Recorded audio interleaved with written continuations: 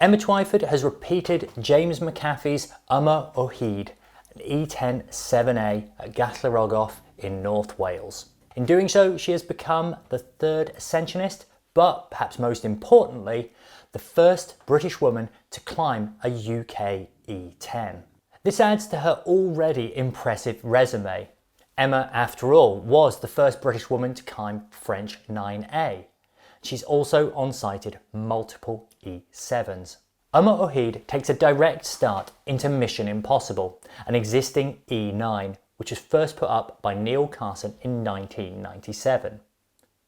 Now, at the time of its first ascent, this was a highly futuristic line.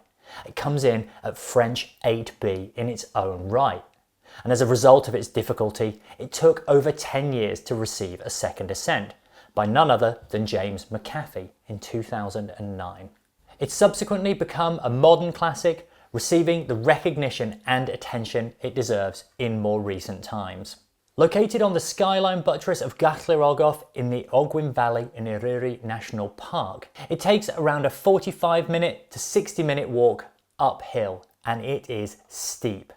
However, when you get to the base of the crag itself is steeper still. The guidebook describes the crag as uncompromising, steep, and dramatically exposed to the elements. And you've only got to take one look at its profile to see just how steep it is. When it comes to conditions, this crag is a tricky one to get in good nick, not least because it's a high mountain crag, and Wales is, after all, famed for its wet weather. It takes quite a long time to dry out, which hasn't been an issue this year because it hasn't rained for months. However, when it does rain, it starts to seep through quickly. James McHaffie made the first ascent of Omar Oid in September 2024 and had high praise for both the route and the crag and the quality of the rock on it. In fact, when it comes to the route, he said it was one of the 3 hardest routes he had ever climbed, and that if it were to be bolted, it would be contender for the best of its grade in the country. 1 month later, Steve McClure did what Steve McClure does best, and that is come in for a rapid repeat of some of Britain's hardest trad climbs. However, Steve returned to the route earlier this year in June to make what he described as a pegless ascent, without clipping any of the route's fixed gear. He'd highlighted that he'd done this as a bit of a personal project, and that there were as few routes as good as this, and nowhere that he would rather be on a mountain crag when conditions are as good as they have been this year. We approached Emma to ask her about the route, and here's what she had to say. The climbing is absolutely incredible low down on the direct start. A fierce 7B boulder with some hard body tension moves thrown in, protected by a size 1 cam and a yellow dragonfly. If you fall off here, you definitely hit the B layer. The gear is okay, but I know Kath pulled it out once, testing it from the ground.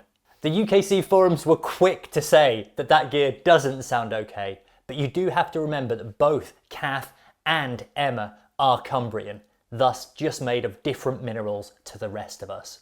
Initially, with the start of Omar Oid, I was arriving at the crux way too tired, but with some new beta up to the crux, I could get there every time. I think when I did Mission Impossible, I could arrive at the crux with poor beta, but still be fresh enough to do the crux no problem, but this wasn't the case with Omar Oid. The only other British woman to climb at this level is Hazel Finley, who repeated Ron Kauk's Magic Line in 2019. Now this comes in at 8C plus or 514C, and it is in America, thus not given a British trad grade. However, if it were to be on UK soil, it would undoubtedly be around E10. Emma is without doubt one of the all-time greats of British rock climbing. She's head-pointed E10, she's red-pointed 9A, and finally, last but by no means least, on-sighted E7, which is no mean feat. But within the interview, she was quick to pour praise on others, the likes of Lucy Creamer and Karen Magog, and then people from within her own generation, the likes of Hazel Finley, Katie Whitaker or Shauna Coxey. Or more recently, the likes of Molly Thompson-Smith, Erin McNeice or Joe Neame. Again, just to name a few. There are a huge number of inspiring women for up-and-coming climbers. If you'd like to see the interview in full, click on the link here.